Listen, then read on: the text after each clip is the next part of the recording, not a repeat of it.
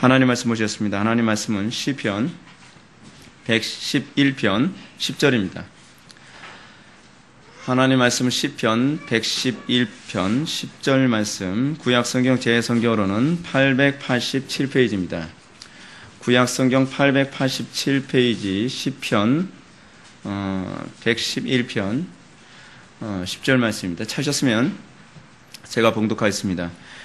여호와를 경외함이 지혜의 근본이라. 그의 계명을 지키는 자는 다 훌륭한 지각을 가진 자이니 여호와를 찬양함이 영원히 계속되리로다. 아멘. 이 시간은 우리 기독교 강요 세 번째 강의가 되었습니다. 제2장 오늘 살펴보도록 할까요? 하나님을 안다는 것은 무엇이며 또한 그를 아는 지식은 어떤 목적을 이루는가 라고 하는 부분을 살펴보도록 하겠습니다. 오늘 우리가 살펴볼 부분이 소위 경건과 관련되어진 부분입니다. 오늘날 우리는 교회 안에서 영성이라는 표현을 굉장히 많이 듣습니다. 그런데 이 영성이라는 표현은 사실은 20세기 때까지만 하더라도 거의 교회 안에서 사용되지 않던 용어입니다.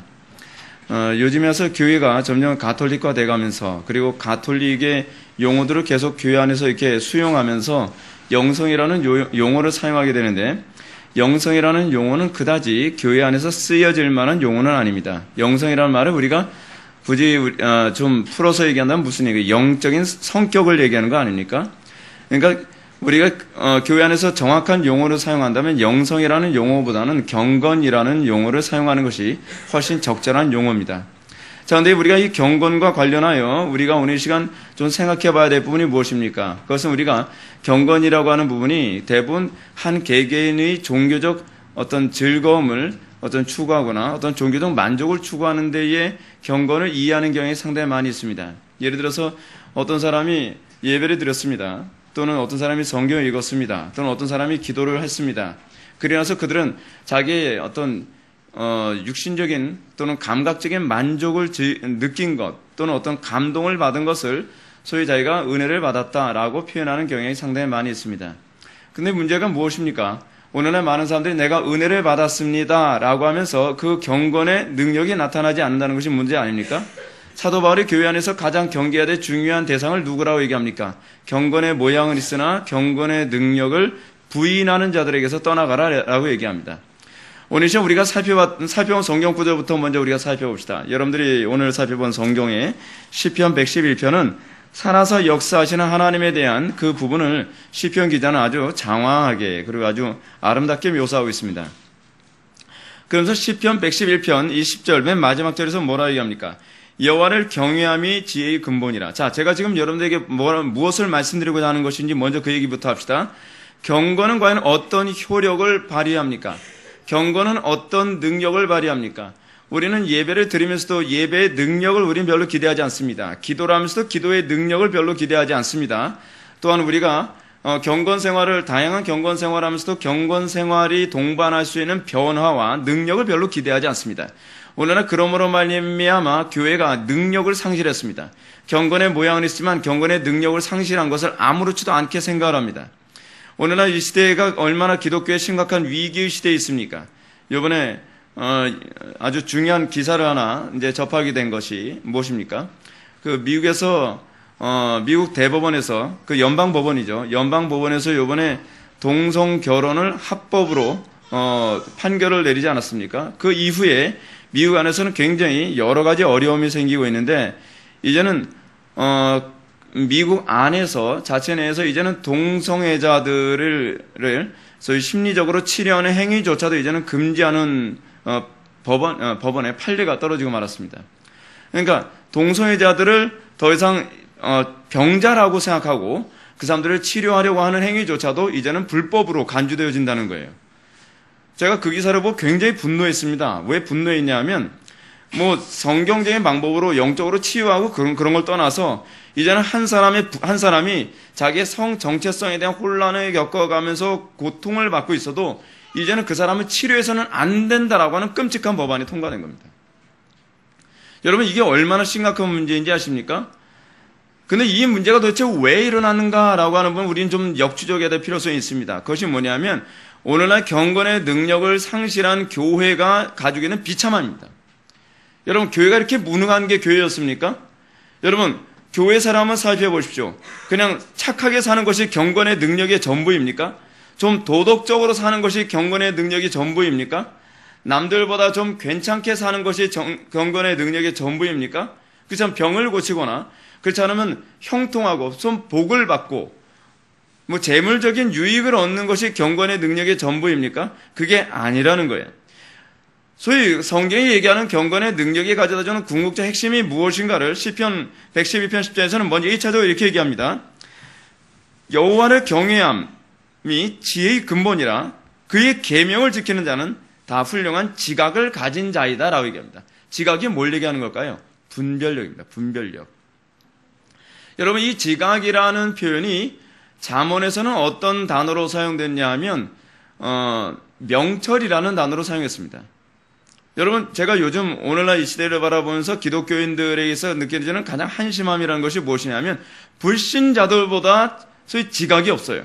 분별력이 없는 부분은 우리는 얼마나 많이 보는지 모릅니다. 어떤 사회적 상황과 정치적 상황이나 문화적 상황을 바라보면서 그 문제에 대한 통찰력이나 분별력이 없어요. 그것이 얼마나 심각한 문제인가조차도 바라보지 못하고 있어요.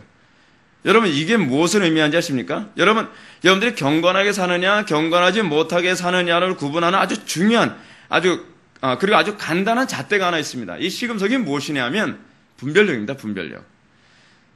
제가 개인적으로 경험하면서도 느끼는 게 뭐냐면 기도의 양이 늘어나고 경건 생활이 잘 이루어지게 되면 굉장히 분별력이 아주 선명해져 갑니다. 이것이 옳은가 그른가, 그리고 이것이 어떤 상황인가라는 상황 판단 능력 같은 것이 굉장히 선명해져 가요. 근데 경건이 무너지면서 나타나는 것이 뭐냐면 분별력이 없어져요. 분별력이. 이거 잘하고 있는 거야? 내가 못하고 있는 거야? 예를 들어서 요즘 기독교인들이라고 하는 사람들이 얼마나 분별력이 없습니까? 안 믿는 사람들이 하는 모든 교육 방식을 그냥 똑같이 합니다. 아이들이 불경건해져 가는 것도 전혀 의식하지 못하고, 요즘 이렇게 교육하는 게 뭐 추세래. 예를 들어서 아이들 야단치지 않는 게 추세니까 무조건 아이들 칭찬해주면 아이들이 잘 클 거야. 아니, 그렇게 분별력이 없습니까? 성경에 뭐라고 얘기했죠? 아이들을 훈계하고 아이들을 징계하라고 얘기하지 않습니까? 근데 이 경건이 무너지니까 아주 사소하고 기초적이고 아주 근본적인 것에 대한 분별력조차도 없어지는 것이죠. 이런 분별력이 없어지니까 교회 안에서 어떻습니까? 비성경적이고 아주 지극히 사악한 프로그램이 교회 안에 들어올지라도 아무도 분별을 못하는 거예요. 그냥 마냥 좋은 거죠. 마냥 좋은 겁니다. 그러니까 이 분별력이 없어지면서 뭐도 없어지냐면 옷차림에 관한 분별력도 없어지는 거죠. 내가 이렇게 입고 있는 것이 뭐 음란한가 어떤가 라는 것도 전혀 못 느끼고, 내가 이렇게 행동하는 것이 과연 가정에서나 직장에서나 교회에서나 사회 안에서 내가 다른 사람에게 문제를 일으키는 것인가 어떤가에 대한 아무런 분별력이 없습니다. 그러니까 무절제하고 무계획적이고 그리고 아무런 지각도 없는 그런 모습이 이제 많이 나타나죠. 자, 제가 여러 가지 제가 얘기할 시간이 없으니까 몇 가지만 더 얘기합시다. 시편 112편 넘어갑시다. 그 다음 시편인데, 시편 112편은 뭐에 관한 얘기를 하고 있냐면, 앞에 바로 그 111편 10절에서는 경건에 관한 얘기를 하면서 112편 전체가 실제적인 경건에 관한 얘기를 다루고 있습니다. 실제적인 경건에 관한 얘기를 다루면서 무엇을 얘기하냐면,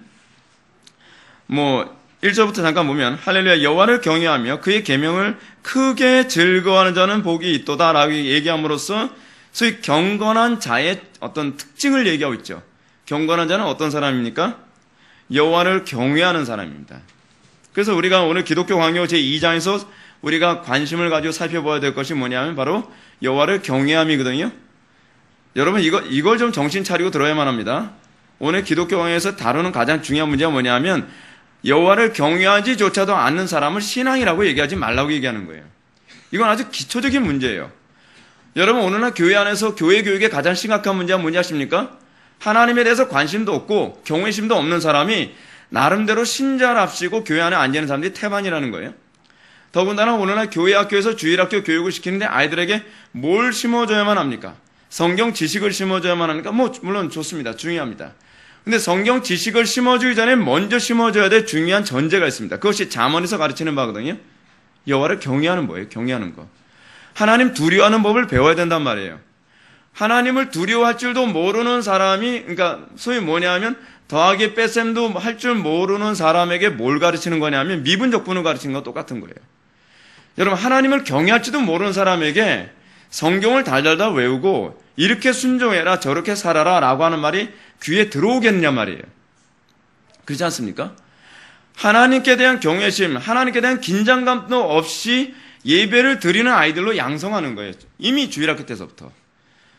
제가 전도사 생활하면서 7년 동안 전도 생활하면서 주일학교도 해보고 중고등학교도 해보고 제가 청년부도 해봤지만 매번 교회학교 교육에서 가장 실패하고 있는 부분이 뭐냐면 하나님에 대한 인식을 심어주는데 실패하고 있다는 거예요. 칼빈이 얘기하는 가장 중요한 신앙의 어떤 핵심이 무엇입니까? 종기개혁 당시에 5대 구호 중에서 아주 중요한 고백이 하나 뭐예요? 코람데오 아닙니까? 하나님 앞에서. 아이들이 하나님이 안 보이지만 예배 가운데서 너희들이 하나님 앞에 앉아서 예배 드린다는 인식을 가져야 된다는 것을 계속적으로 교사들은 그걸 가르쳐야 되는데 예배 시간이 어떤 시간입니까, 아이들이? 아니, 아수라장입니다, 아수라장. 사탕 집어 던지고, 한쪽에서는 떠들고, 한쪽에서는 싸우고, 한쪽에서는 뒤집어 있고, 앞에서 설교하시는 전도사님은 혼자서 설교하고 있고, 과연 그 아이들에게 무엇을 기대하겠냐 말이에요. 그러니까 아이들이 어렸을 때부터 어떤 아이로 자라냐면 경건의 능력을 믿지 않는 아이들로 자라는 거예요. 아예 불신자를 양성하는 거예요. 어디서요? 교회 안에서요. 아니, 신자를 양성해야 되는데 왜 불신자를 양성합니까? 자, 보십시오.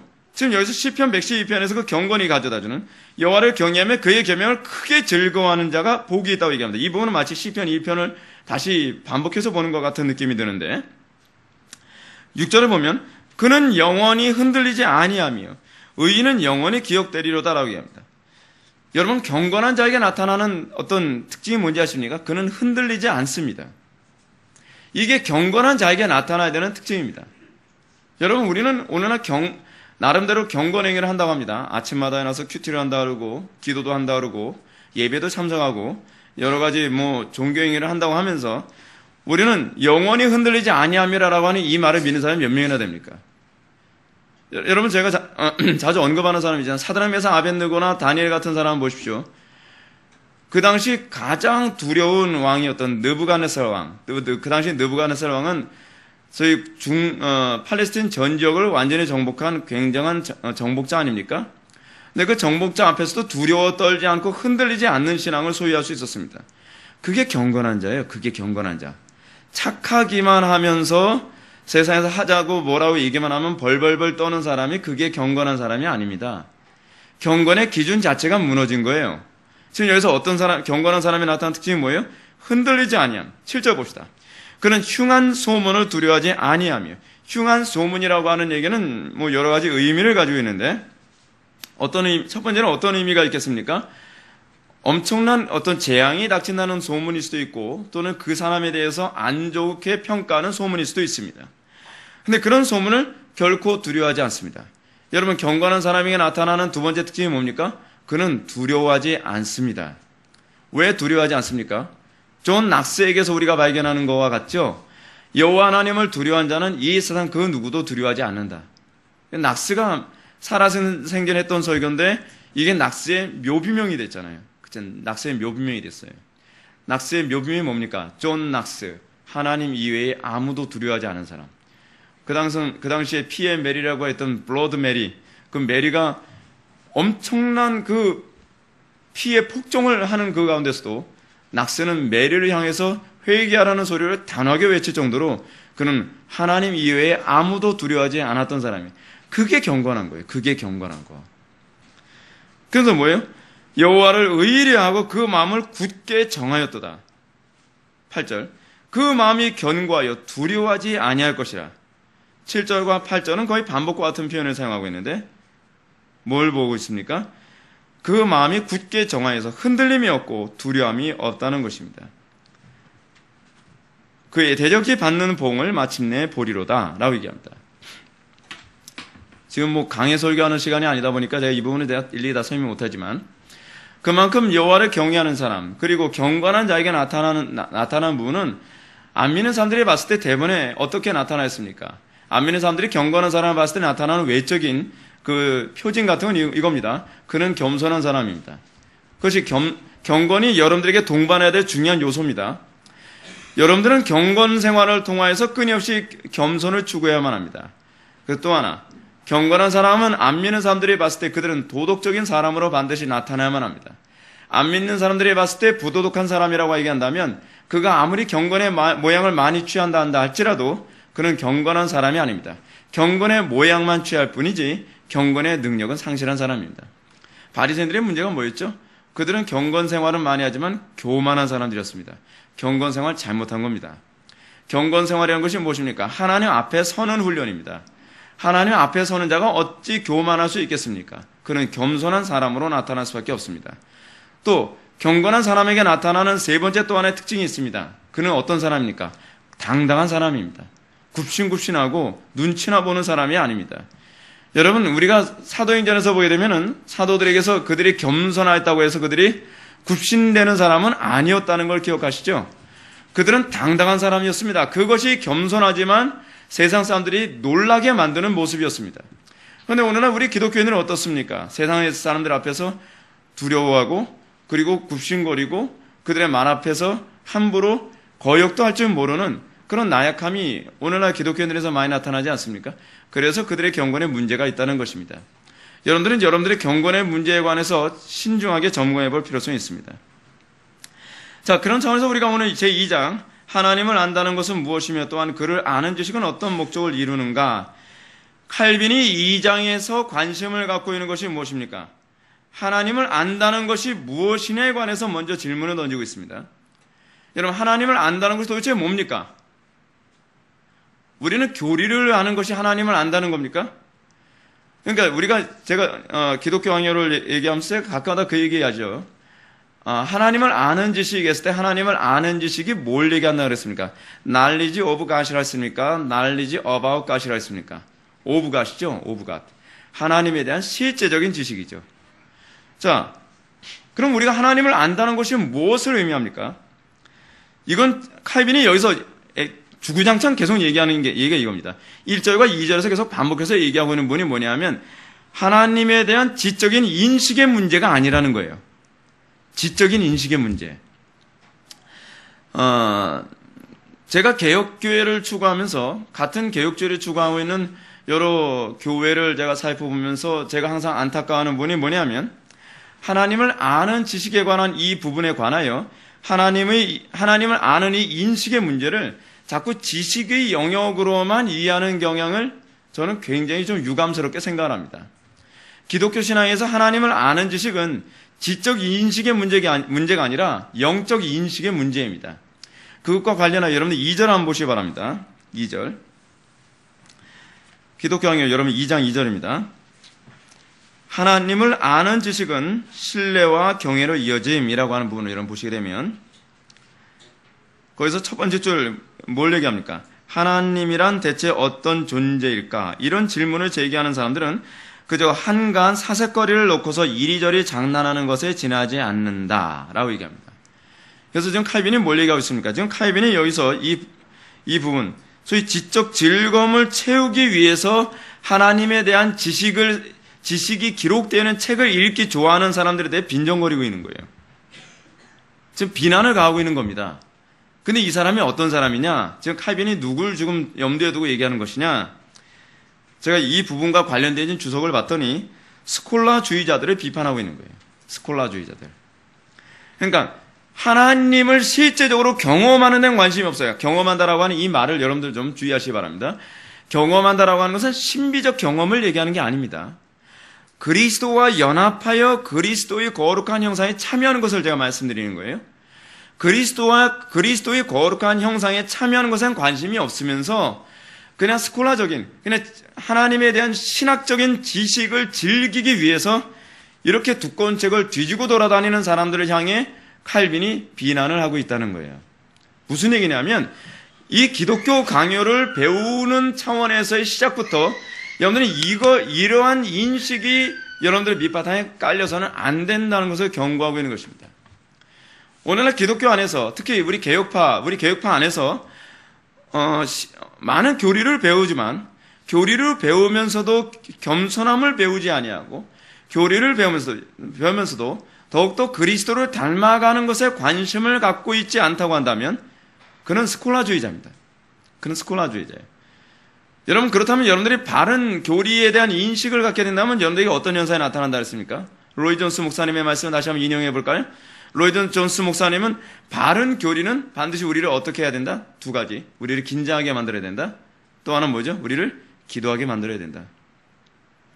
그런데 우리 개혁파 교회 안에서 바른 교리, 소위 오순절 교단이나 그렇지 않으면 다른 아이미니안주의 교단들과 차별화를 가지면서 바른 교리를 가르친다라고 프라이드를 가지고 있다고 한다면 그 바른 교리가 반드시 동반할 수밖에 없는 것이 뭐냐 하면 여러분들을 어떻게 만들어요? 기도하게 만들어야 돼요. 긴장하게 만들어야 돼요. 여러분들이 많은 교리를 배우면서 여러분들을 긴장하게 만들지 않고 여러분들을 기도하게 만들지 않는다고 한다면 여러분들은 잘못 배우는 겁니다. 여러분들은 스콜라주의에 지금 매료되어 있는 것뿐입니다. 여러분들이 설교를 듣고서 여러분 스콜라주의가 무엇입니까? 그 교리를 학문적 유흥과 즐거움으로만 교리를 배우는 태도를 얘기하는 거죠. 여러분 사실은요, 신학은 모든 학문 중에 최고봉입니다. 이거는 중세시대 때만 했던 얘기가 아니라 실제로 제가 신학을 공부하면서 느끼는 게 그겁니다. 신학은 아무리 공부해도요, 꼭 밑 빠진 독에 물 붓기 같아요. 아무리 공부를 해도 한도 끝도 없어요. 한도 끝도 없어요. 그래서 제가 신학에 대해서 좀 눈이 띄어지면서 신학의 세계에 발목을 담그면서 빠져 죽을 것 같은 공포감까지 제가 느꼈다라고 제가 언젠가 여러분들한테 말씀드린 적 있지 않습니까? 신학이라는 것을 좀 알기 시작을 하다 보니까 읽어야 될 책들과 연구해야 될 공부의 영역이 너무 방대한 거예요. 너무 방대한 거예요. 근데 문제가 있어요. 하나님이라고 하는 존재를 실제적으로 알고 그 하나님과의 깊이 있는 연합 안에서 내가 소위 찬송가의 가사처럼 내가 영생을 더 맛보고 그리스도의 영광에 참여하는 것에 관심이 없이 신앙만 파고들기 시작하면요, 소위 공부하는 즐거움에 빠진 사람들은 그 즐거움을 말로 표현할 수가 없습니다. 그러면서 어떻게 해요? 점점점 그들은 오히려 기도보다는 책만 드립하는 거예요. 책만 드립하는 거예요. 여러분, A.W. 토저는 완전히 독서 광이었거든요. A.W. 토저에 관해서 제가 여러분한테 말씀드렸지만 A.W. 토저는 고등학교 들어가는 것을 포기하고 A.W. 토저는 소위 독학을 했던 사람이에요. 그래서 A.W.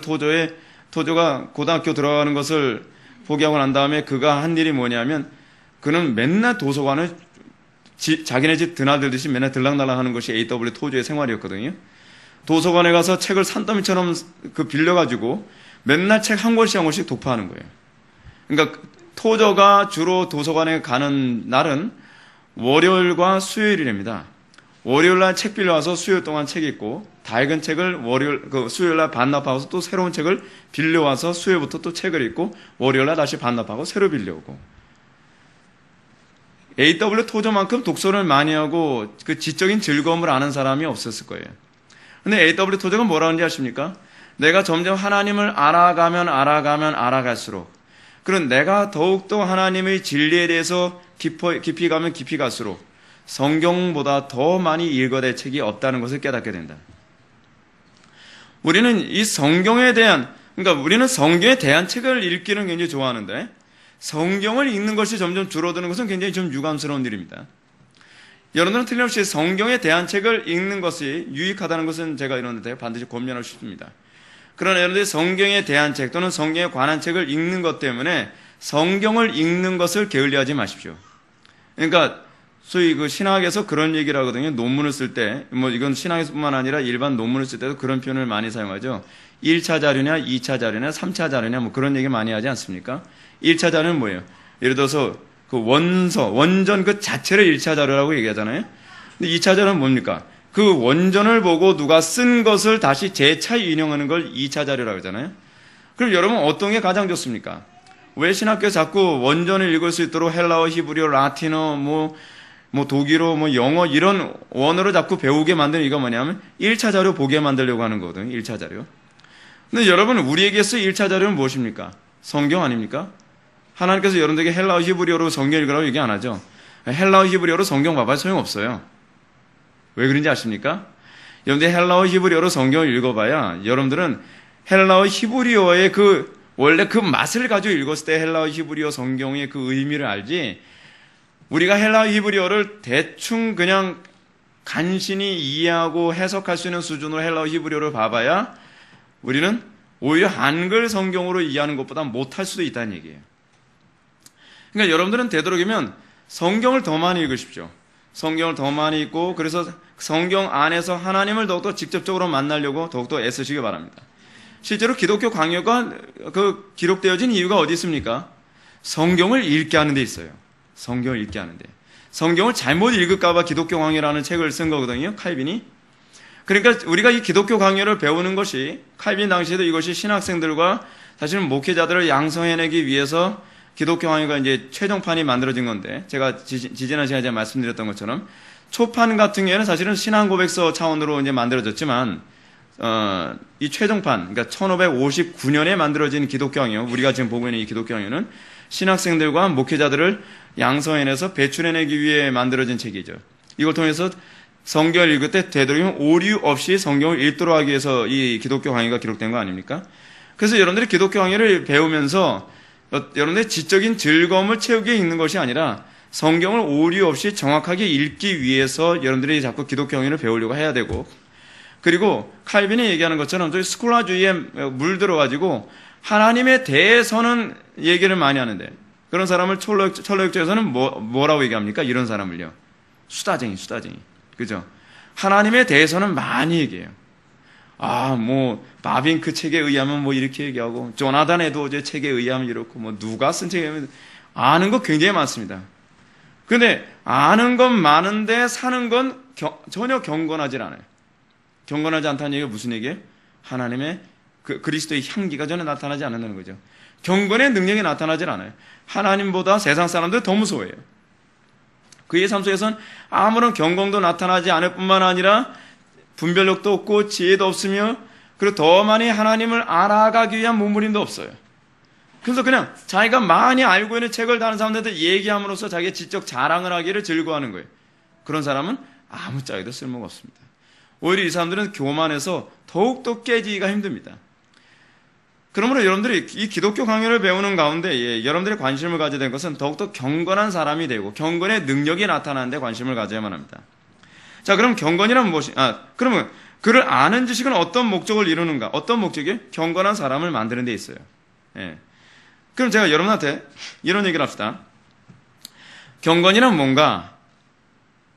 제가 이 부분은 이제 칼빈의 그 기독교 강의라든지 다른 책들을 정리한 분이, 이 칼빈이 생각하는 경건이 무엇인가를 요약한 걸, 정리한 걸 제가 한번 짤막하게 읽어드리겠습니다. 경건이란 가족이나 국가 또는 하나님께 신실하게 헌신하는 것, 즉 칭찬할 만한 정도로 지키는 것이다. 칼빈은 한결같이 주장하기를 경건은 하나님에 관한 경건한 지식을 얻기 위한 제일 먼저 행할 요건이라고 했다라고 합니다. 흥미로운 것은 무엇입니까? 이게 이렇습니다. 우리가 기독교 강요를 배우는 이유는 경건하게 살기 위해서, 그죠? 지식 자랑하기 위해서가 아니에요. 경건하게 살기 위해서인데, 경건하게 살아야만 비로소 칼빈은 뭐라고 얘기하냐면 하나님에 관한 건전한 지식을 얻는 유일한 길이라고 얘기해요. 여기서는 하나님에 관한이 아니라 사실 하나님을 아는 지식이에요. 그러니까 여러분, 우리가 하나님에 관한 바른 지식을 알지 않고서는 하나님을 바르게 알 수가 없죠. 그래서 우리가 교리를 배우는 거 아닙니까? 교리를 배우지 않고 신앙생활을 무대뽀 정신으로 신앙생활 하다 보니까 어떻게 신비주의에 빠져버리고, 그리고 잘못된 그 불경건주의에 빠져버리고 막 그렇게 되는 거 아닙니까? 그래서 우리가 하나님을 바르게 알기 위해서 우리가 이걸 배우지만, 이것을 머릿속에 차곡차곡 쌓아놓은 거로 그치는 것이 아니라 이거를 내 삶에 적용하여 살아감으로 말미암아 비로소 여러분들이 뭘 하기 시작하면, 아하, 하나님이 이런 분이시구나 라는 걸 알게 된다는 거예요. 이게 소위 칼빈이 얘기하는 경건을, 하나님에 관한 건전한 지식을 얻기 위한 경건이에요. 경건. 그래서 제가 여러분한테 뭐라고 말씀했습니다. 그 욥기에서 이런 얘기가 나오지 않습니까? 내가 하나님에 관하여 내가 귀로만 들었었더니 실제로 그 고난 가운데서 순종하고 그 자기가 낮아지고 그러는 과정을 통해서 뭐라 합니까? 내가 비로소 어떻게 해요? 눈으로 배웁는다. 이게 우리가 궁극적으로 목표라는 경건의 목표예요. 우리 기독교가 이거에 관심을 잃어버리면 기독교는 말쟁이들의 모임이 되어버리는 거예요. 그러니까 안 믿는 사람들이 요즘 기독교인들이 향해서 이런 말까지 나오지 않습니까? 기독교인들은 물에 빠지면 입만 동동 뜬다고요. 이건 굉장히 혐오스러운 욕입니다. 그리스도인들은 말보다 삶이 앞서는 존재여야만 합니다. 그들의 삶 속에 안 믿는 사람들에게 존경심을 유발하는 존재들이어야만 합니다. 그들의 모습에서 그리스도의 향기를 나타내므로, 그래서 성도의 삶은 불신자의 뭐가 되어야 된다 그랬어요? 복음이 되어야 돼요. 복음이. 하나님을 아는 지식과 경건에 관한 관계를 한번 봅시다. 1절에 보면 하나님을 아는 지식과 경건의 관계라고 했는데 가로 열고 여러분들이 그 다른 제목을 하나 좀 써보십시오. 예, 다른 제가 기독교 강요를 지금 동시에 제가 4종류를 읽고 있는 중인데 가장 좀 여러분들이 이해하기 쉽게 번역된 부분을 제가 여러분들한테 말씀드린다면 하나님을 아는 지식을 위해서는 경건이 필수적이다. 예, 다른 책에는 이런 식으로 이제 번역했는데 이게 여러분들한테 좀 더 와닿을 것 같습니다. 그죠? 하나님을 아는 지식을 위해서는 경건이 필수적입니다. 그러니까 경건 생활하지 않고 하나님을 알 수 있다 없다? 없다. 책만 많이 본다고 해서 하나님을 알 수 있다? 없다. 성경 공부만 많이 한다고 해서 하나님을 알 수 있다? 없다. 하나님을 아는 지식을 위해서는 경건이 필수적입니다. 경건해야만 합니다. 경건함. 그러니까 우리는 이런 사람들을 간혹 가다 보죠. 삶 자체는 불경건한데 교리적 지식은 많아요. 하나님을 사실 아는 겁니까? 모르는 겁니까? 사실 모르는 거예요. 모르는 거예요. 안다. 그러니까 여러분 헬라어나 히브리어에서 원래 안다라고 하는 말은 뭘 의미한다 했죠? 경험적으로 아는 것, 한 몸을 이루는 것을 의미한다 그랬죠. 그래서 히브리어에서 야다 또는 헬라어에서 기노스코라고 하는 말이 소위 안다라는 그 표현인데 이 안다라는 표현이 소위 야다나 기노스코라고 하는 이 헬라어의 히브리어는 둘 다 뭘 의미해요? 남녀가 서로 동침하여 아는 것. 그러니까 소위 얘기해서 연합함과 관련을 맺고 있죠. 그래서 요한복음 13장 7절에서 영생이란 유일하신 참 하나님과 그의 보내신 자 예수 그리스도를 아는 것이라서 이 아는 것이 뭐예요? 연합이죠. 연합. 그래서 그리스도와의 연합의 교리를 얘기하는 거예요. 우리가 그의 말씀과 연합하지 않고서는 우리는 그리스도를 안다 할 수 없죠. 그리스도를 안다 할 수 없어요. 중요한 것은 여러분들이 내가 하나님의 심판대 앞에 섰을 때 우리가 날마다 삶 속에서 그리스도와 연합하는 삶을 살지 않으면 그리스도께서 우리를 안다라고 얘기하지 않을 거라는 사실입니다. 우리는 항상 그 두려움을 살아야 돼요. 자, 그러면 좀 읽어볼까요? 자, 내가 이해하는 대로 말하자면 하나님을 아는 지식이란 어떤 사람이 계시다고 생각하는 것만이 아니라 동시에 과연 우리에게도 어울리며 하나님의 영광에 합당한 것이 무엇인가를 깨닫는 것이기도 한다라고 얘기합니다. 이 말을 좀 더 이해하기 쉬운 번역으로 제가 읽어드린다면 동시에 과연 우리에게 무엇이 적합하며 무엇이 하나님의 영광에 합당한 것인지 깨닫는 것이다 라고 얘기합니다. 하나님을 아는 지식의 궁극적 목적이 뭐예요? 우리에게 무엇이 적합한가? 그러니까 그리고 또 하나님의 영광에 합당한 것이 무엇인가? 여러분 하나님의 영광에 합당한 것이 무엇인지 아는 것이 이게 경건의 수준입니다. 여러분 경건하다고 하는데 내가 예를 들어서 직장생활하면서 이렇게 행동하는 게 하나님을 영화롭게 하는 것인지 또는 가정에서 내가 이렇게 하는 게 하나님을 영화롭게 하는 것인지 친구들과의 만남에서 내가 어떻게 하는 것이 하나님을 영화롭게 하는 것인지 잘 몰라서 맨날 하나님의 얼굴에 먹칠하듯이 살아간다면 그건 경건한 게 아니에요. 경건한 게 아니에요. 그래서 여러분 아까 시편 111편에서 뭘 얘기했어요? 여호와를 경외함이 지혜의 근본이라 그의 계명을 지키는 자는 다 훌륭한 뭘 가지고 있어요? 분별력을 가지고 있죠. 지각을 가지고 있는 분별력. 그래서 여러분 그리스도인들은 항상 어떤 사람으로 평가를 받는 사람이냐면 지혜로운 사람이라는 평가를 들어야만 합니다. 왜요? 우리가 지혜의 근본이신 여호와를 알게 됐기 때문에 그렇습니다. 그래서 여러분 예수 오래 믿을수록 돌쇠가 된다 그러면 좀 문제가 좀 많습니다. 예수 오래 믿을수록 돌쇠가 되는 것이 아니라 예수를 오래 믿을수록 지혜로운 자가 되어야 됩니다. 지혜로운 자가 되어야 합니다. 그는 어떤 상황에서 어떻게 말할 줄 알고 어떤 상황에서 어떻게 행동할 줄 아는 사람이어야만 합니다. 그래서 그가 가는 곳마다 그로 인하여 다른 사람들이 기쁨을 누릴 수 있어야만 합니다. 그러니까 우리는 예수 오래 믿으면서 그래서 뭐부터 달라지게 돼요? 언어부터 달라지게 되는 것이죠. 그리고 또 뭐가 달라져요? 표정과 품행이 달라지게 되는 것이죠. 그게 경건이에요. 그게 경건. 그리고 그 경건이 뭐로 나타나요? 세상 사람들과의 관계에서도 두려움 없음으로도 나타나고 강력함으로 나타나는 거죠. 자, 좀 더 읽어볼까요? 두 줄 더 밑으로 내려. 사실 제대로 말하면 신앙이나 경건이 없는 경우에는 거기에 하나님을 아는 지식이 있다고 말할 수가 없다. 흥미롭죠? 신앙이나 경건이 없는 경우에는 거기에 하나님을 아는 지식이 있다고 말할 수 없다. 칼빈은 아예 그렇게 대놓고 얘기합니다. 그에게 신앙도 없고 그에게 경건함이 없는데 그가 교리적인 지식이 많다고 하여 그가 하나님을 잘 알고 있다라고 얘기하면 곤란하다는 거예요. 여러분, 그래서요, 신학자들 중에 하나님을 믿지 않는 신학자들이 있어요. 목회자 중에서도 그런 사람이 있어요. 그러면서 불경건하면서도 목회자가 될 수 있고 불경건하면서도 신학자가 될 수 있어요. 그들은 왜 그들이 그러면서 신학자가 될 수 있느냐? 신학교에서 뭘 얘기하는 거기 때문에 그래요? 하나님을 얘기하는 것이 아니라 하나님에 대한 지식을 가르치는 것은 머리만 좋으면 되기 때문에 그래요. 궁극적으로 신학교 교육이 오늘날 가장 심각한 문제가 거기에 있는 거예요. 신학교 교육은 하나님을 아는 사람이 가르치는 것이 아니라 하나님에 대하여 아는 사람들이 신학교에서 주로 교수직을 하고 있는 사람들이 너무 많다는 것이죠. 그 사람들은 머리가 좋습니다. 그 사람들은 여러 개의 언어를 합니다. 그런데 그들은 문제가 무엇이냐면 성경의 기사와 이적의 요소를 믿지 않습니다.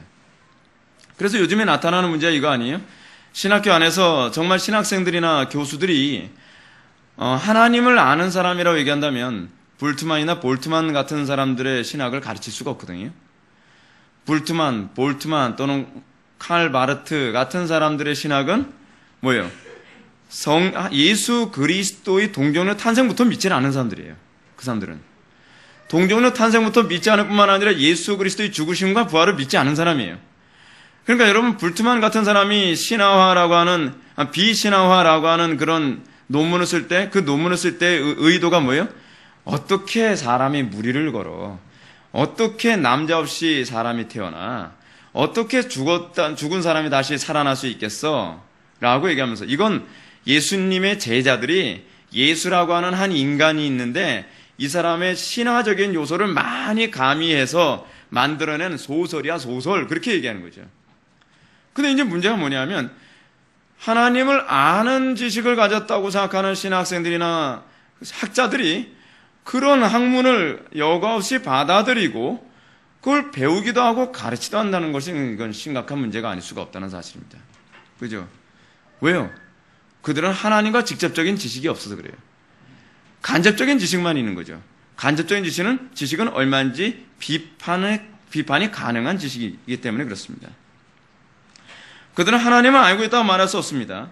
그래서 여기서 칼빈이 여기서 지식이라 할 때 어떤 지식을 얘기하느냐? 여기서 얘기하는 지식이라고 하는 것은 좀 읽어볼까요? 잃어버려지고 저주 아래에 있는 상태에서 사람들이 하나님을 중보자이신 그리스도 안의 구속주로 이해하는 그런 류의 지식을 가리키는 것이 아니라 내가 지금 말하는 지식은 그저 아담이 혹 계속 의로운 상태에 남아있을 경우 자연의 질서에 이끌림을 받아서 우리가 갖게 되었을 그런 단순하고도 원시적인 지식을 뜻하는 것일 뿐이다 라고요.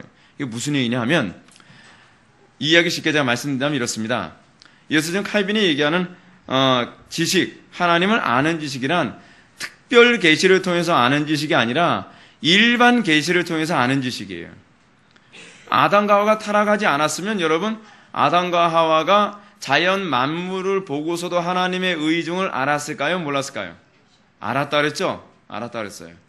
하나님을 두려워할 줄도 알고 예를 들어서 여러분 종교개혁 당시에 칼빈은 예를 들어서 전염병만 돌아도 어떻게 생각했어요? 하나님께서 진노하셨다. 우리가 회개하자.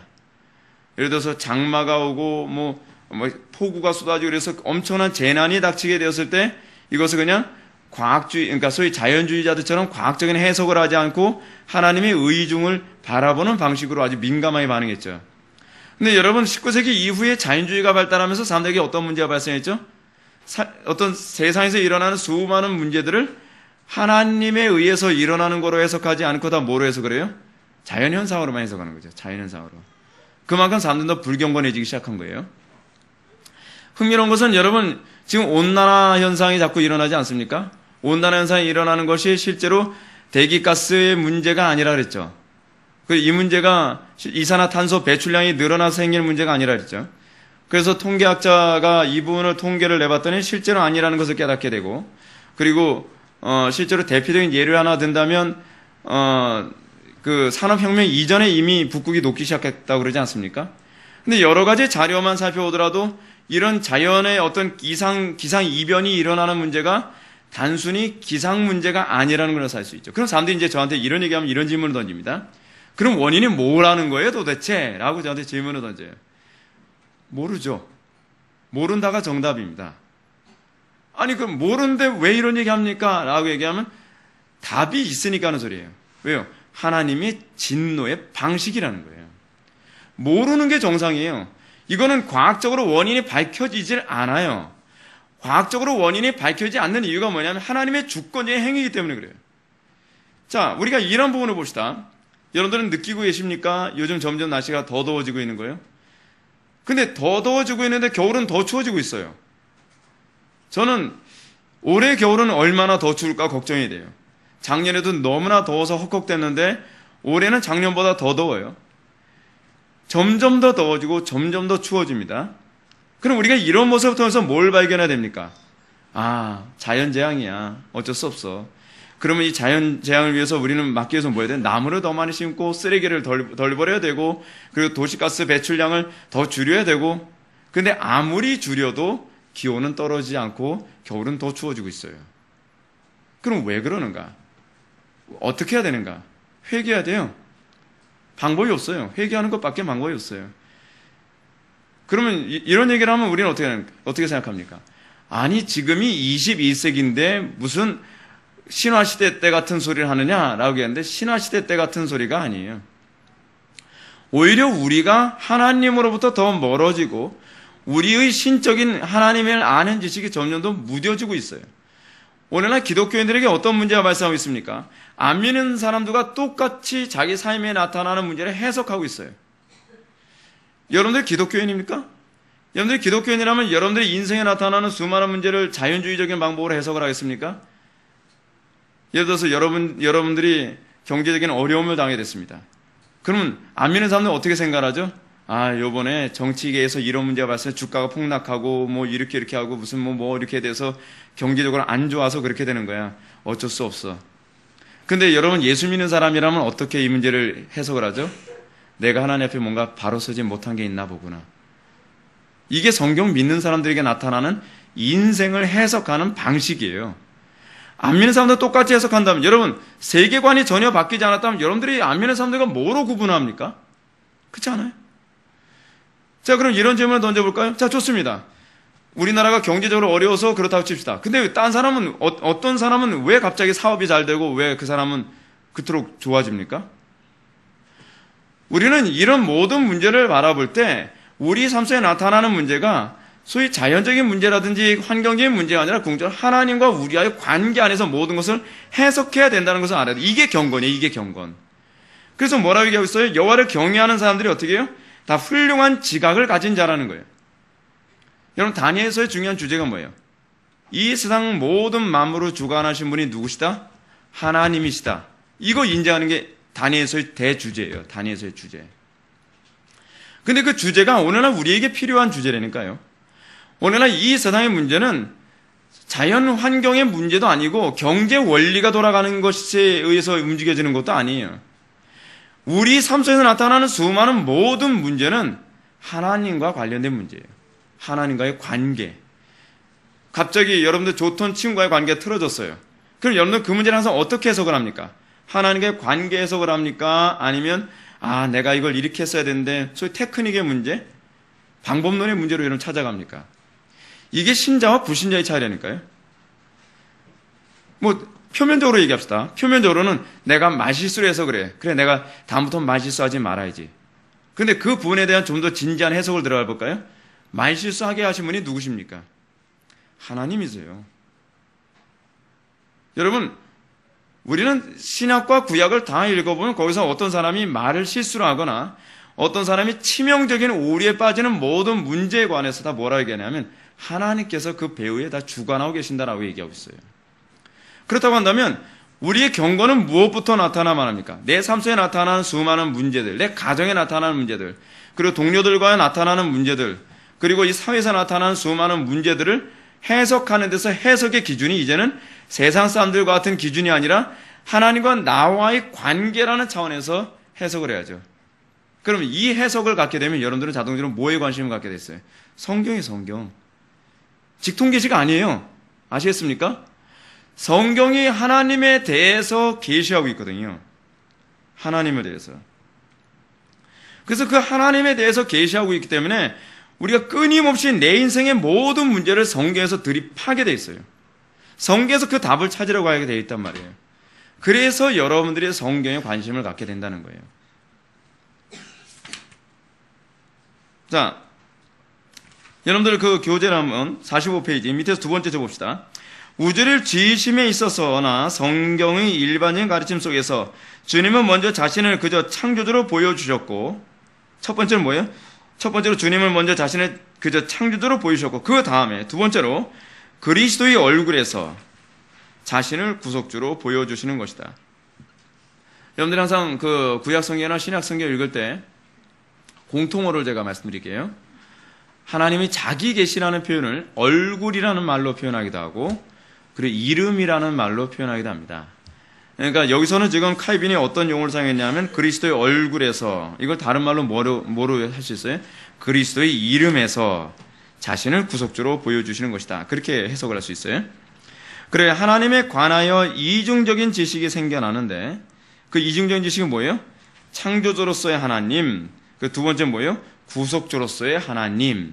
이게 하나님께서 우리들에게 당신의 계시하시는 두 가지 방식이에요. 근데 이 두 가지 방식에서 우리가 이해해야 되겠죠. 첫 번째 구속주로서의 하나님을 이해하려면 뭐에 대한 인식이 먼저 있어야 돼요? 하나님이 창조주로서의 하나님이라는 인식이 있어야 돼요. 왜죠? 창조주만이 이 세상 모든 것을 주관하시니까. 그렇죠? 하나님이 이 모든 것을 창조하셨고 주관하신다라고 하는 인식이 먼저 있어야만 그 다음에 그분이 우리를 구속할 수 있다는 믿음이 오는 거죠.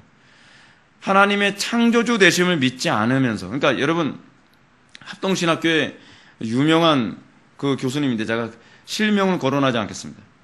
근데 그 유명한 교수가 어떤 발언을 해가지고 한동안 구설수에 올랐냐면 창조적 진화론을 얘기를 했어요. 여러분 이게 굉장히 심각한 문제입니다. 하나님께서 이 모든 우주 만물을 창조하셨다는 건 인정하는데 창조적 진화론을 주로 주장하는 쪽이 어디예요? 지금?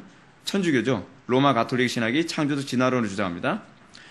하나님께서 온 우주 만물을 창조하셨는데 창조하신 하나님은 아메바를 창조하셨다. 그리고 인간은 그 진화의 결과로 인간이다 라고 얘기를 하는 거예요. 그리고 이거 굉장히 문제가 심각해지는 거예요. 그래서 제가 이러한 해석이 잘못됐다는 것을 제가 뭐로 지적을 했죠? 만약에 아담이 아메바로부터 진화해서 원숭이의 과정을 거쳐 그래서 아담이 됐다고 한다면, 그래서 그런 사람들이 보는 관점에서의 이 6일이라고 하는 기간은 셀 수 없는 엄청난 수십억 년 정도 되는 기간이라고 그렇게 봐요. 그 사람들은요. 근데 그렇게 되면 하와는 어떻게 되는 거예요? 하와도 아메바에서부터 진화한 또 다른 그 암컷 원숭이의 결과여야 되는데 창세기에서는 그렇게 기록하고 있지 않죠. 아담의 갈빗대를 통해서 창조된 자가 바로 하와다라고 얘기했다는 거예요. 그렇다고 한다면 하와의 창조 방식을 염두에 둘 때 아담도 처음부터 성인으로 창조된 것이 옳다라고 보는 것이 전혀 문제가 되지 않는다는 것입니다. 근데 문제가 이거죠.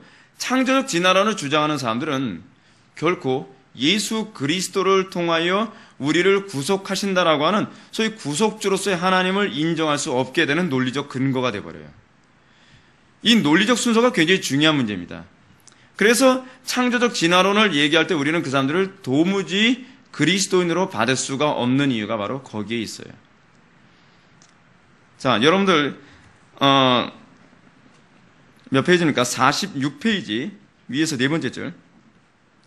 물론 하나님을 깨닫는다 할 때에 반드시 어느 정도는 그분께 존귀를 돌리게 되긴 하지만 쭉 내려갑시다. 이거 일일이 다 하려면 이게 너무 분량이 많아서 그 다음 패러그래프로 곧바로 넘어가는 게 더 나을 것 같습니다.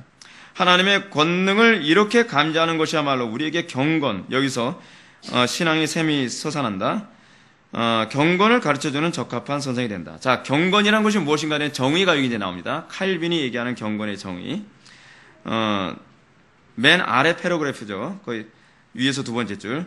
경건이라는 것은 곧 하나님이 베푸시는 온갖 유익들을 아는 데서 생겨나는 바, 하나님에 대한 두려움과 그를 향한 사랑이 하나로 결합된 상태를 뜻한다. 이것만큼 좋은 정의가 없습니다. 근데 더 쉬운 번역을 제가 이런 데서 읽어드릴게요. 경건이란 하나님의 은혜를 우리가 깨달음으로써 생기는 하나님에 대한 사랑과 경외심이 결합된 것이다. 자, 바꿔서 얘기하면 이래요. 경건이란 이겁니다. 우리가 하나님을 여러분 우리가 예수를 믿음으로 거듭났죠. 예수를 믿음으로 말미암아 거듭났다는 것은 우리가 그리스도와 연합됐다는 얘기입니다. 그리스도와 연합됐다는 이 말은 또한 우리가 뭐냐면 비로소 하나님의 얼굴을 뵙게 되었다는 것을 의미하기도 합니다. 그러면 하나님의 얼굴을 뵌 사람들에게 나타나는 전형적인 특징이 무엇인가? 가장 첫 번째 특징이 무엇인가? 사랑스러움일까요? 아니죠. 뭐였어요? 두려움이에요, 두려움. 여러분, 모세가 시내산에서 가시떨기 사이에 하나님을 딱 만났을 때 하나님, 너무 사랑스러워요. 그랬습니까? 아니죠. 이사야서 6장에 보면 이사야서 6장이 이사야의 회심 사건인데 이사야가 하나님을 딱 뵀을 때 그게 어땠다 했죠? 두려워서 거의 사색이 됐다 그랬죠. 하나님을 우리가 처음 뵙게 됐을 때 우리가 느끼는 첫 번째 반응은 뭐냐면 두려움입니다. 왜일까요? 우리가 죄인이기 때문에. 우리가 죄가 없는 사람이었으면 두려움이 아닐 텐데 우리가 죄인이었던 상태에서 하나님을 뵙게 되니까 두려워 떨게 되는 거예요. 그래서 여러분 야곱이 천사와 씨름하고 나서 하나님을 뵙고 나서 뭐라고 얘기합니까? 야곱이 천사와 씨름하는 곳을 뭐라고 얘기합니까? 거기가요. 마하나임인가요? 마하나임이 하나님의 얼굴을 배웠다 그 얘기죠. 근데 하나님의 얼굴을 뵙고 나서 그들에게 나타난 특징이 뭐였어요? 두려움이었어요. 두려움. 여러분들도 그래서요. 여러분들 진짜 내가 회심을 했고 내가 구원을 받았는가 아닌가를 규정할 때 가장 첫 번째는 뭐냐면 하나님이 만만하게 보이느냐, 그래서 하나님이 두려워 보이느냐의 문제가 굉장히 중요한 문제입니다. 경외심의 첫 번째는 뭐냐면 사랑스러움이 아니라 두려움이고 그 두려움과 하나님께 대한 사랑하는 마음이 같이 결합이 돼서 거기서 뭐가 나오냐면 경건이라는 게 나와요. 경건이라고 하는 이 양태는 두려움과 사랑의 이 결합체예요. 결합체. 근데 문제가 어느 날 경건 행위를 한다는 사람들을 보십시오. 하나님은 두려워하질 않아요. 예배드리러 오는 태도부터 오늘날 한국교회 대부분의 교인들을 보면 두려워하질 않아요.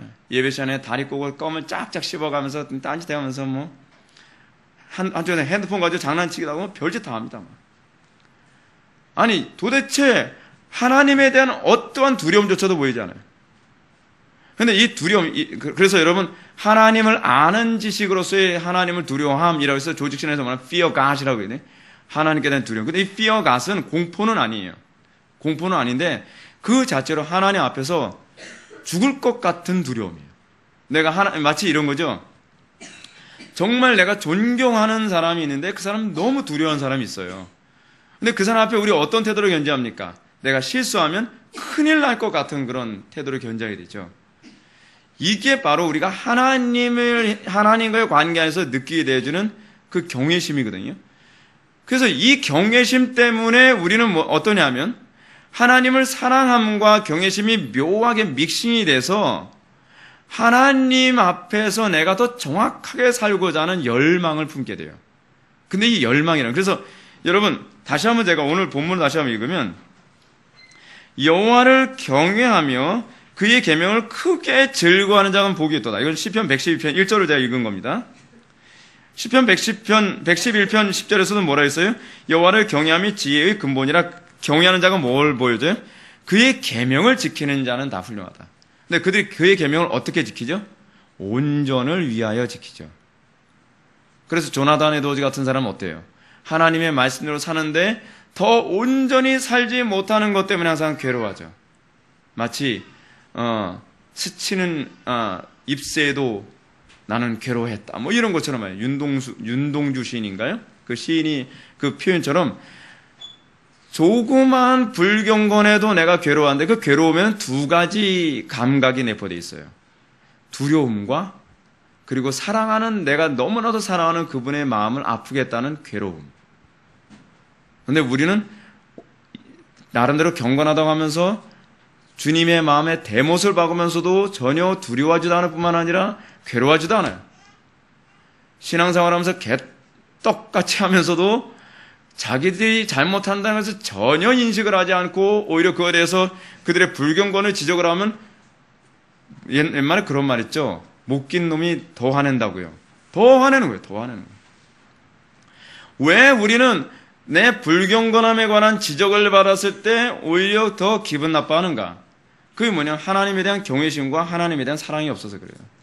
정말로 우리가 하나님을 경외하고 하나님을 사랑한다고 한다면, 내가 몰랐었는데 내가 잃어버린 나의 불경건함이 드러났군요. 그래서 항상 우리가 말씀을 통해서 우리가 어떤 부분을 받습니까? 칭찬보다는 지적을 받는데, 그 지적을 받는 곳에서 경건한 자들은 어떤 특징이 나타나는 즐거움을 느껴요. 어떻게 우리는 나의 불경건함이 드러나는데 즐거움을 느낍니까? 그 이유는 여기 있는 거죠. 마치 꼭 이거, 내가 사랑하는 누군가 있어요. 내가 사랑하는 그 누군가가 있는데 그가 나로 인해서 맨날 그 기분은 언짢았는데 뭐 때문에 언짢은지 몰랐던 거예요. 근데 누군가가 가르쳐주는 거예요. 네가 뭐 이런 게 있어, 뭐 이러한단 말이야 라고 얘기를 해주는데, 그것 때문에 기분 나빠했구나 라고 한다면, 그런 걸 지적해준 사람을 원수 취급하겠습니까? 아니면 고마워하겠습니까? 고마워하는 거죠. 하나님과 내가 이 문제 때문에 관계가 단절된 거구나, 그럼 이 문제만 해결되면 되는구나 라고 하는 것 때문에 오히려 그 지적을 기뻐하고, 오히려 그래서 그것이, 그 경건이 우리를 회개로 인도하면서 우리라고 더욱더 깊은 경건에 도달하게 만드는 것이죠. 그래서 경건하게 되면 항상 여러분들이 염두에 둬야 될 그 마음의 기본 베이직은 이겁니다. 경외심과 사랑입니다. 하나님께 대한 경외심과 사랑, 이것이 없으면 경건이 출발되지 않습니다. 그렇다고 한다면, 제가 지금 얘기를 많이 할 시간이 없어서 지금 마음이 급한데, 여러분들이 예배를 참여하거나 여러분들이 기도를 하거나 여러분들이 성경을 읽으면서 성경을 묵상하거나 여러분들이 하는 일체의 모든 행위에서 여러분들은 뭐에서부터 출발해야 돼요? 하나님을 두려움과 하나님을 사랑하면서 출발해야 돼요. 그러지 않으면 여러분은 절대로 깊이 있는 경건을 맛볼 수가 없습니다. 요즘에 우리나라 사회 안에서 유행하고 있는 그 가톨릭의 영성이 들어왔는데, 가톨릭 영성의 가장 심각한 문제가 거기에 있어요. 그거에서 출발하지 않는다는 게 문제예요. 하나님을 두려워하거나 하나님을 사랑하는 마음에서 출발하지 않고 주로 자기 최면술로 하는 거예요. 자기 만족적인 차원에서 주로 경건운동에 가거든요.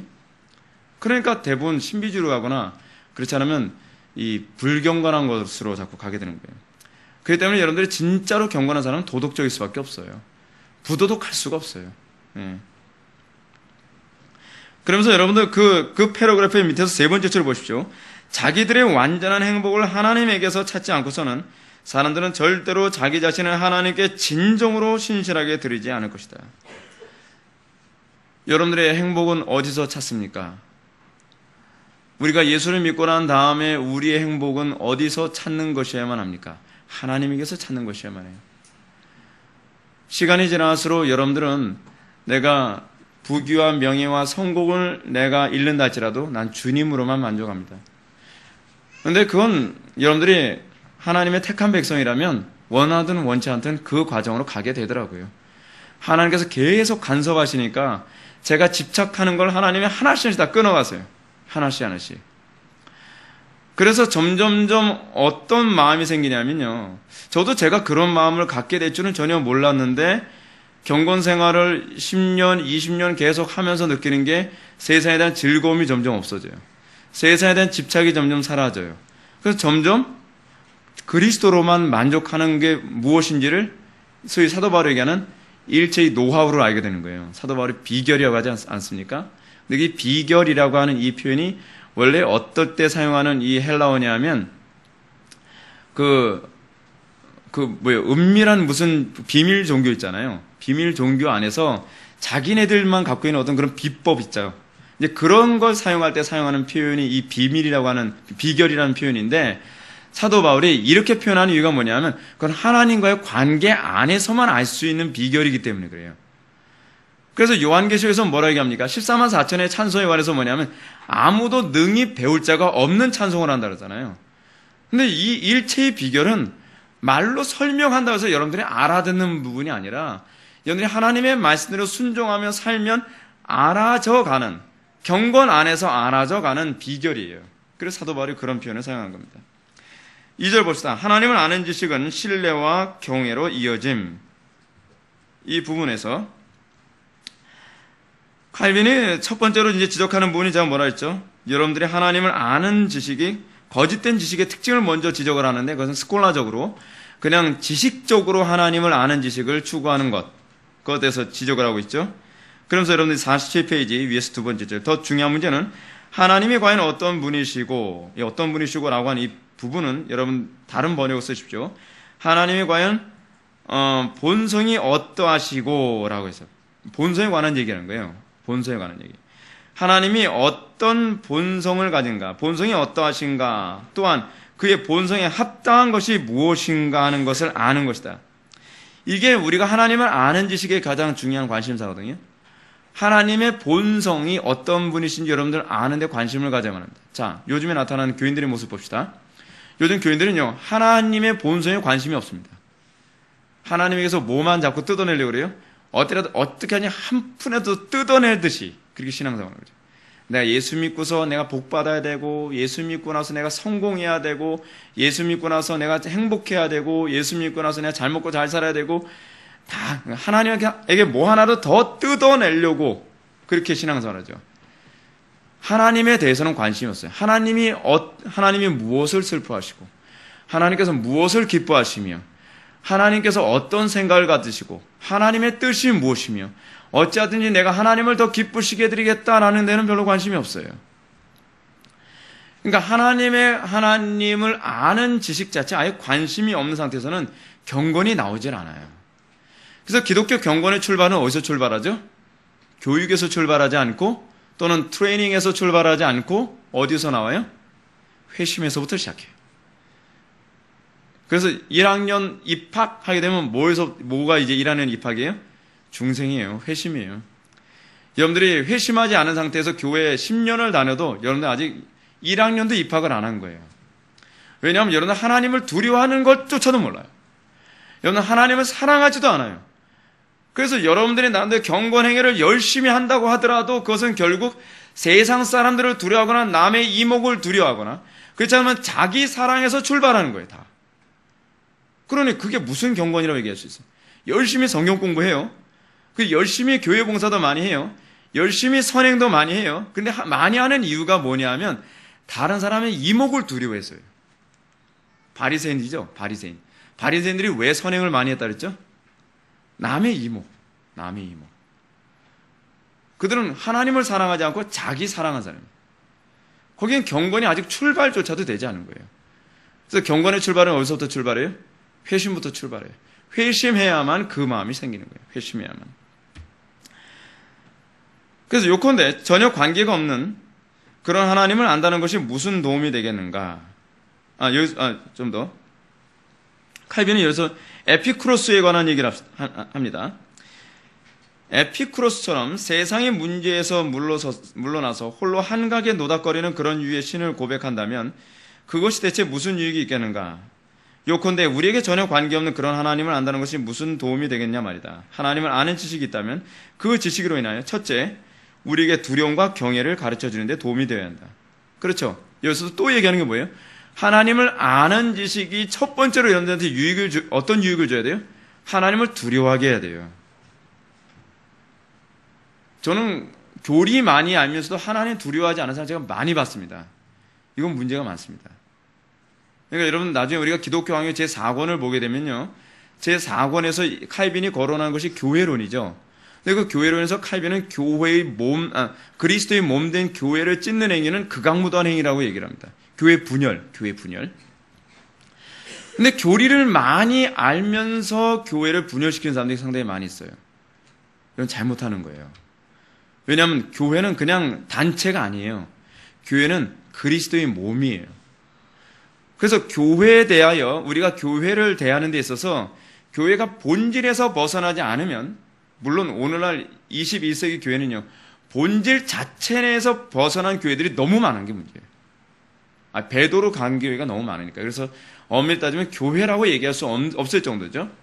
근데 그럼에도 불구하고 본질에서 떠나지 않았음에도 불구하고 나하고 차이가 있기 때문에 함부로 이단이라고 얘기하거나 함부로 끊는 행위는, 이거는 교회를 잘못 이해하는 것이죠.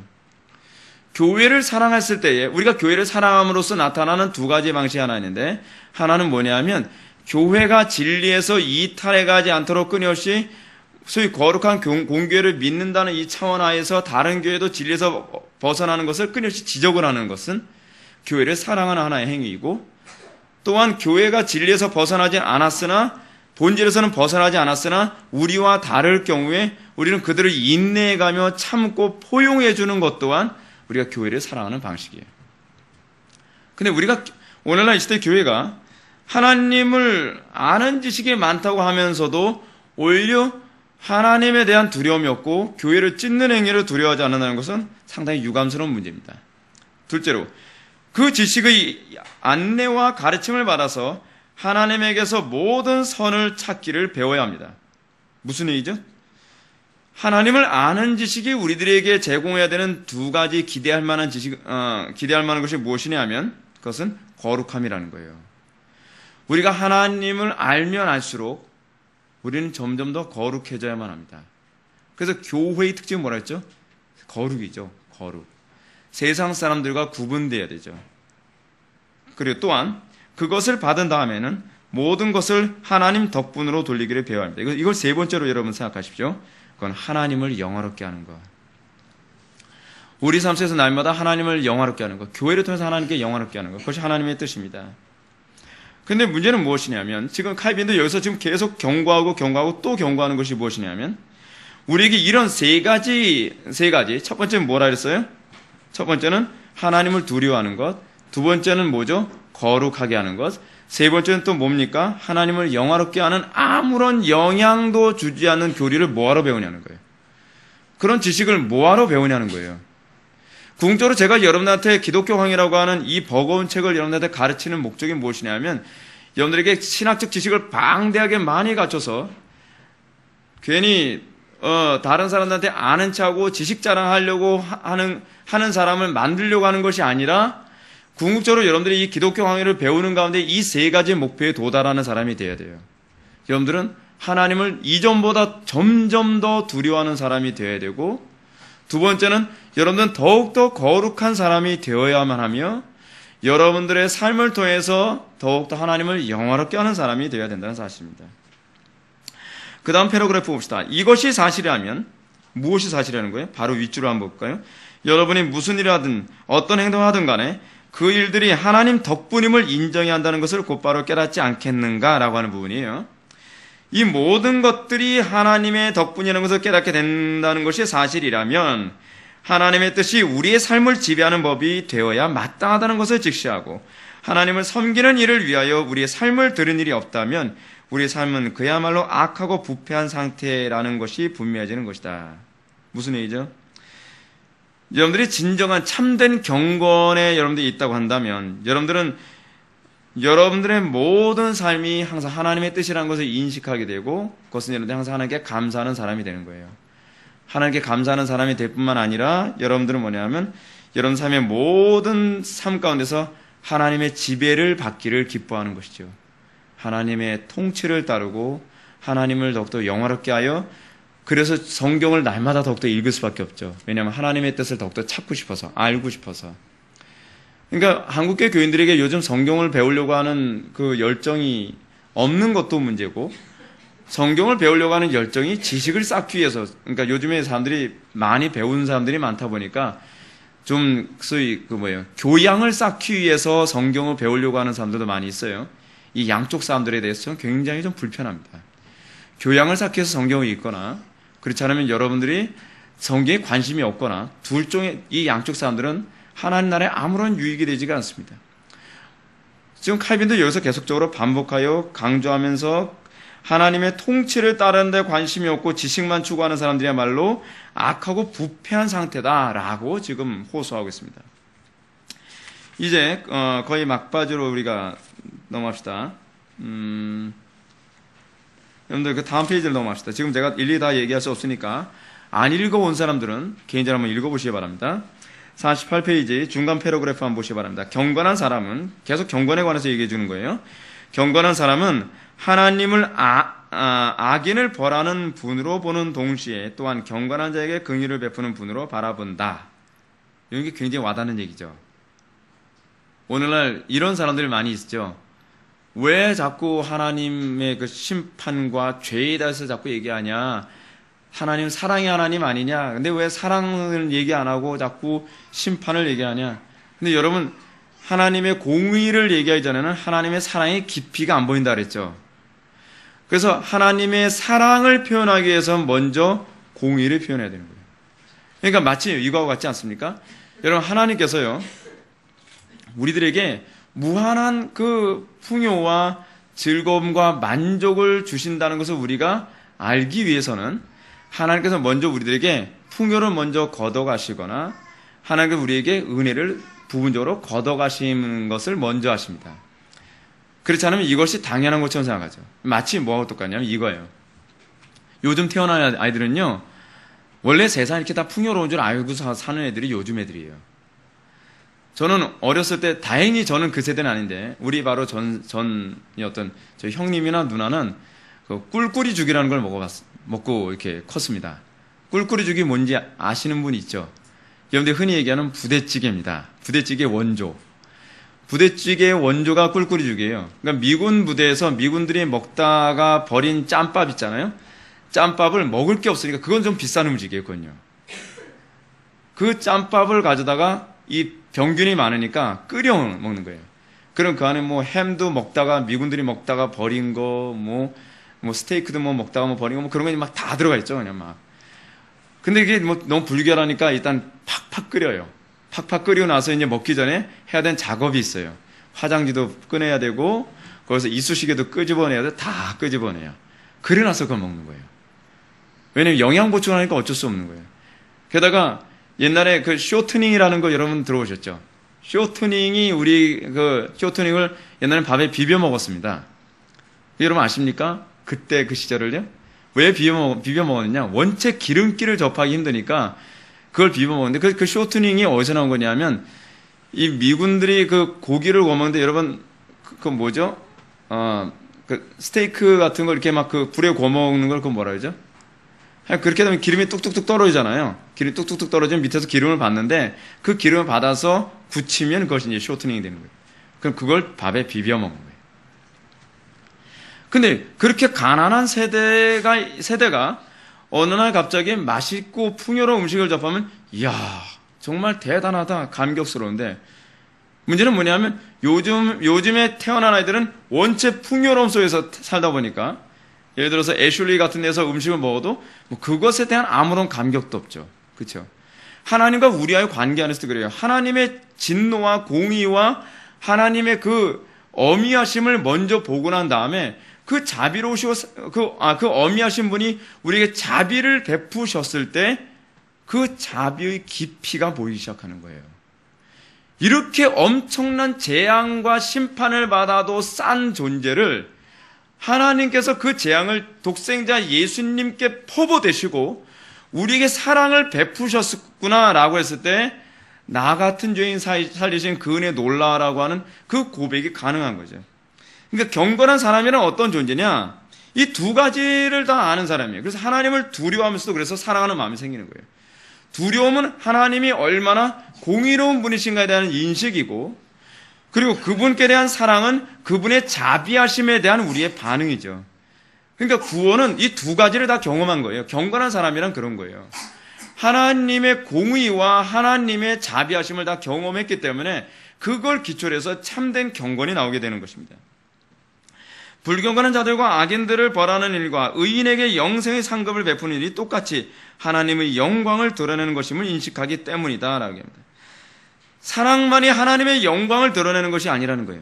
하나님의 영광을 드러내는 것 중에 하나가 뭐냐면 공의예요. 자, 제가 그것과 관련된 말씀을 제가 볼게요. 하나님께서 이스라엘 백성들을 징벌하시거나, 하나님께서 때로는 아수르를 징벌하시거나, 때로는 하나님께서 애굽을 징벌하실 때 이런 표현을 합니다. 내가 애굽을 징벌하리라. 그러면서 그때에 그들이 내가 여호와인 줄 알리라 라는 표현을 합니다. 내가 여호와인 줄 알리라 라고 하는 그 얘기는 무슨 얘기냐? 내가 공의로 심판하시는 하나님이라는 것을 알리라는 거예요. 내가 여호와인 줄 알리라라고 하는 그 표현은 하나님의 자기 계시와 관련된 표현이에요.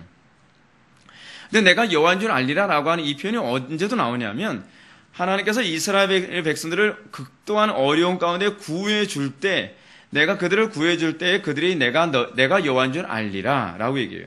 내가 여호와인 줄 알리라라고 하는 이 표현이 뭐예요? 하나님이 구원하시는 분이라는 걸 그들이 알 거라는 거예요.